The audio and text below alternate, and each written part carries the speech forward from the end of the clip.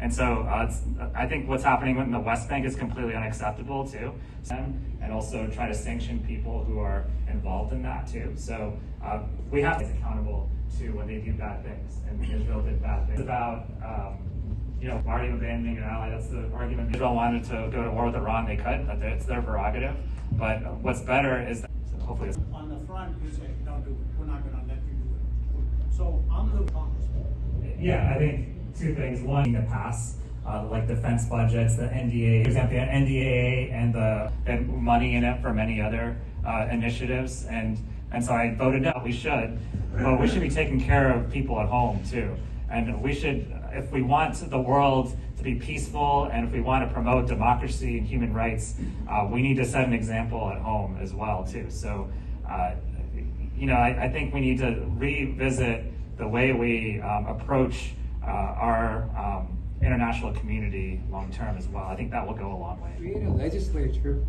Doctors should get paid for keeping their patients healthy, not sick. And so they're creating a lot of mistrust in the communities that they're operating in, and it's just making the system worse. And so you can do border security, you can enforce immigration law, but the reality is our immigration law is so broken anyway right now. That's sort of why we were in the system we were in, is because we needed to update our immigration law 20 years ago. And so for undocumented immigrants, I mean, think about people who came here, who were brought here by their parents when they were 1 or 2 years old. They don't even know that they're not citizens. There's so many examples of the Dreamers, right? I worked on the DREAM Act when I was a staffer on Capitol Hill, and we need to give them a path to citizenship, or at least some protected status at this point. I support a path to citizenship if people fulfill a certain amount of criteria and are law-abiding citizens. I think we need to give them that path because at this point the system is broken and they are contributing to our economy. And it's actually hurting our economy, the fact that a lot of people don't even want to come to the work site anymore, don't want to work some of the jobs that are vacant right now because they're worried about ICE. मैं भी अजय आप आ जाए आज है मैं तो 10वीं मुलाकात है Ajay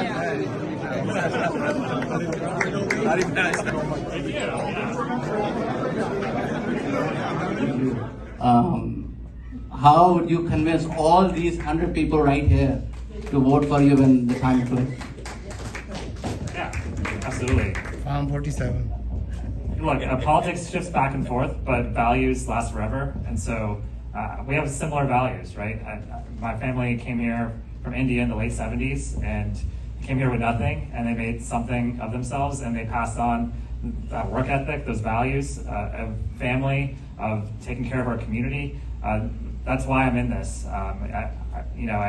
I decided not to go into medicine, but I know many others did, or went into engineering or law. But I decided to do public service because I thought it could have the most impact. But when you think about your day-to-day and the challenges you face, it's challenges I've faced too in many cases.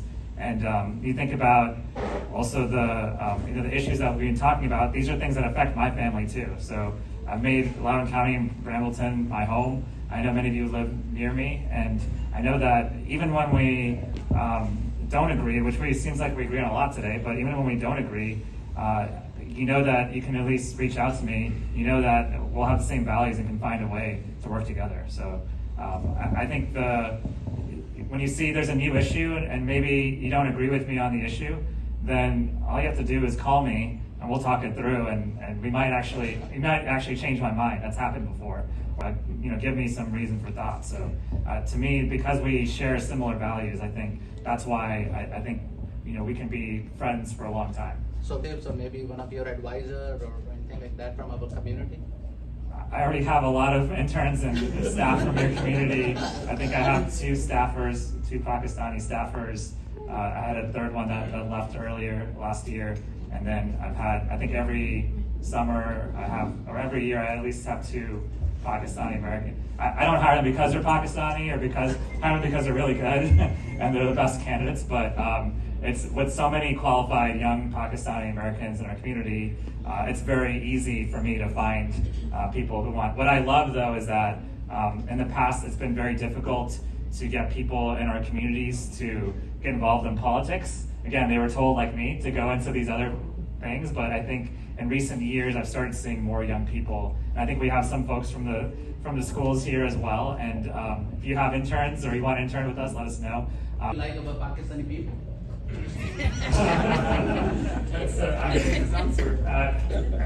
The food, the people, the culture. Many of you are my friends, and many of you